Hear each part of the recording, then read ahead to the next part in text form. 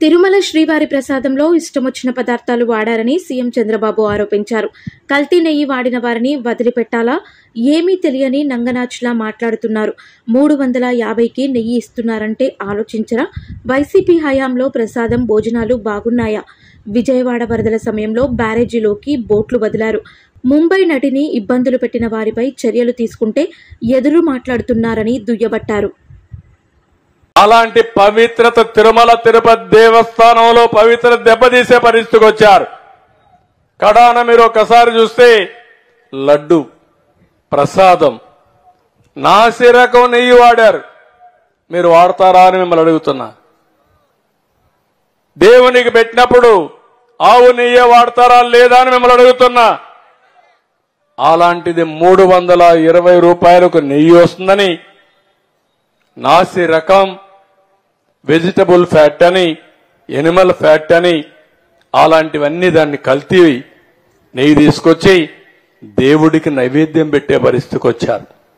ఇప్పుడు మాట్లాడుతున్నారు నేను తప్పు చేయలేదు, టెండర్ పిలిచాను.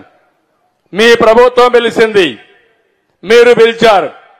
320 రూపాయలకు నెయ్యి ఇస్తున్నారంటే ఆలోచించే పని లేదా?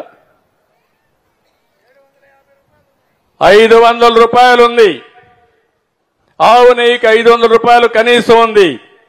అలాంటిది 320 రూపాయలు పేరు పెట్టి ఏదైతే కల్తీ నెయ్యని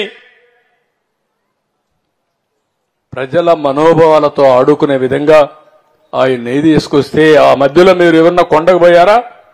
తిరుమలకు పోయారా? ప్రసాదం తిన్నారా? ఒకప్పుడు వైఎస్ఆర్ కాంగ్రెస్ పార్టీలో ఆ ప్రసాదం బాగుందా అని అడుగుతున్నా మిమ్మల్ని. బాగా లేదని వాళ్ళు చేలిపైకి ఎత్తండి. భోజనాలు కూడా బాగాలేవు, దర్శనాలు కూడా బాగాలేవు. పండుగ పోవడం మానేశారు. ఏం తల్లి ఇప్పుడు పోయి చూడు. కొత్తగా నేను ముఖ్యమంత్రి అవుతానే మొదటి రోజునే ఒక ఆఫీసర్ని వేశాను, శ్యామలరావు గారిని. ఒకే మాట చెప్పి పంపించాను. మళ్లీ నేను శభాషణాలంటే ప్రజలు మెచ్చుకునే పరిపాలన, దేవునికి సేవ చేయమని చెప్పి ఆయన పంపించా. ఈ రోజు నెయ్యి అంతా కూడా మార్చాడు.